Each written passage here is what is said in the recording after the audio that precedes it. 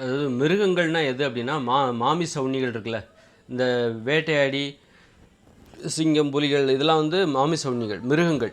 தாவர உண்ணிகளை நம்ம வந்து விலங்குகள்னு சொல்லணும். மாமிச உண்ணிகளை நம்ம மிருகங்கள்னு சொல்லணும். மிருக உண்ணிகளை மனுஷங்க சாப்பிட மாட்டாங்க. அதாவது நாய் பூனை இதையெல்லாம் மனுஷங்க சாப்பிட மாட்டாங்க. அதாவது வந்து புலி சிங்கம் இதையெல்லாம் சாப்பிட மாட்டாங்க. பாம்பு இதெல்லாம் சாப்பிட மாட்டாங்க. முதலைகளை சாப்பிட மாட்டாங்க. இதெல்லாம் வந்து மாமிச உண்ணிகள். பெரும்பாலான மக்கள் சாப்பிட்றதில்ல. எதை சாப்பிட்றாங்க அப்படின்னா உலகம் முழுக்க பார்த்திங்கன்னா வந்து இந்த இது ஆடு மாடு முயல் மான் இதை வந்து தாவர உண்ணிகள் இதெல்லாம் சாப்பிட்றாங்க. இப்போ ஒரு நாய் கடித்தா மிருக உண்ணிகள் எது மிருகங்கள் எது மாமிச உண்ணிகள் தான் மிருகங்கள். இந்த நாய் பூனை பாம்பு முதலை புலி சிறுத்தை இதெல்லாம் கடித்தா விஷம். ஆனால் ஒரு ஆடு கடிக்காது. பெரும்பாலும் ஆடு கடிக்காது மாடு கடிக்காது. இதெல்லாம் விஷம் கிடையாது. தாவர உண்ணிகள் வந்து நமக்கு விஷம் கிடையாது அதில். ஆனால் ஒரு நாய் கடித்தா அது பயங்கரமான விஷம். எய்ட்ஸை விட கொடுமையான விஷம். ரேபிஸ் நோய் வந்துச்சுன்னா செத்தே போயிடுவாங்க. அதுக்கு மருந்தே கிடையாது. எய்ட்ஸ் நோய் வந்தால் கூட ரொம்ப நாள் வாழலாம். ஆனால் வந்து ஒரு ரேபிஸ் நோய் வந்துச்சுன்னா அவங்க செத்து போவாங்க. அதுக்கு மருந்தே கிடையாது. அதுபோல் பூனை கடித்தாலும் அதுவும் விஷம்தான். அதனால அந்த விஷங்கிறதுனால தான் உலகத்தில் பெரும்பாலான மக்கள் இந்த மாமிச உண்ணிகளை உண்பதில்லை. எது மாமிச உண்ணிகள்? நாய், அப்புறம் வந்து பூனை, சிங்கம், புலி, சிறுத்தை, கரடி இது போன்றவைகளை நாம் வேட்டையாடி ஏன் உண்பதில்லை? ஏன் ஆடுகளையும் மாடுகளையும் உண்கிறார்கள் அப்படின்னா அது விஷம் இல்லை. பொதுவாக மாமிசம் சாப்பிடக்கூடாது. அப்படியே அந்த மாமிசம் சாப்பிட்றதுனால அதிலே எது சாப்பிட்றாங்க? இந்த தாவர உண்ணிகளைத்தான் சாப்பிடுகிறார்கள். ஏன்னா அது வந்து விஷம் கிடையாது. ஒரு பாம்புக்கிட்ட விஷம் இருக்குது. நாய்கிட்ட விஷம் இருக்குது. நாய் கடிச்சுன்னா பூனை கடித்தாலும் அது விஷம்தான். அதுபோல் கண்டிப்பாக சிறுத்தை கடித்தாலும் அது விஷம்தான். சிறுத்தை சிங்கம் அது சிங்கம் முதலை பாம்பு இதெல்லாம் மாமிச உண்ணிகள். அப்படின்னு இது எல்லாமே விஷம். அதனால தான் இதை மனிதர்கள் சாப்பிடுவதில்லை.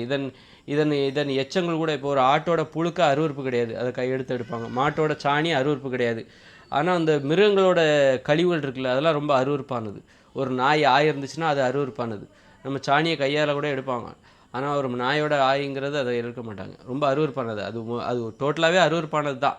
இந்த மிருகங்களே அருவருப்பானது. அதெல்லாம் நம்ம செல்ல பிராணியாக வளர்க்குறோம் அப்படின்னா தடுப்பூசி போடுறதுனால தான் செல்ல பிராணியாக டெய்லி குளிப்பாட்டி சும்மா அது வந்து ஒரு நடிப்பு தான், தற்காலத்துக்கு தான். எப்போ தடுப்பூசி கடந்த காலங்களில் யாரும் அப்படி கொஞ்சிக்கிட்டு இருக்கிறது இல்லை. காரணம் என்னென்னா கடந்த காலத்தில் தடுப்பூசி கிடையாது. ஒரு 30-40 வருஷத்துக்கு முன்னாடி தடுப்பூசிலாம் கிடையாது. அதனால் தெருநாய்க்களாக இருந்தது. எப்போ இந்த தடுப்பூசியெல்லாம் வந்ததோ அப்போ நாய்களுக்கு போட்டாங்க தடுப்பூசி. அப்புறம் வந்து மனுஷங்களை கடித்தா கூட அதுக்கு ஒரு ரேபீஸ் தடுப்பூசிலாம் இருக்குது. அதனால் இந்த பாதுகாப்பு இருக்க போய் தான் இன்றைக்கி பூனைகளையும் நாய்களையும் கொஞ்சிக்கிட்டு இருக்காங்க. மற்றபடி பூனைகள் நாய்கள்லாம் கடந்த காலத்தில் தெருநாய்களாகத்தான் இருந்தது. யாரும் நெருங்கி வளர்க்குறது கிடையாது. இந்த மாதிரி இப்போ நாய்க்கும் தடுப்பூசி மனுஷங்களை கடித்தா மனுஷங்களுக்கும் தடுப்பூசி அப்படின்லாம் வரும்போது தான் அதை இன்றைக்கி கொஞ்சம் ஆரம்பிச்சிட்டாங்க. அதனால் வந்து மிருகங்கள் வந்து எல்லா வகையிலுமே ஆபத்தானது. அதெல்லாம் கிட்ட சேர்க்கவே கூடாது. ஒரு நாய் நக்கிச்சினாலே ஆபத்து. ஒரு பூனை நக்கிச்சினாலே அது ஆபத்து. தடுப்பூசி போடுறதுனால தான் அது இன்றைக்கி நக்கிட்டு இருக்குது. மனுஷங்களை நக்கிட்டு இருக்குது. இல்லைன்னா அது கிட்டே சேர்க்க மாட்டாங்க. அது மாதிரி மிருகங்கள் வந்து எல்லா வகையிலையும் ஆபத்து. மாமிசங்களில் கூட நம்ம ஆடு மாடுகளை ஏன் சாப்பிட்றோம், முயலை சாப்பிட்றோம், மானை சாப்பிட்றோம்.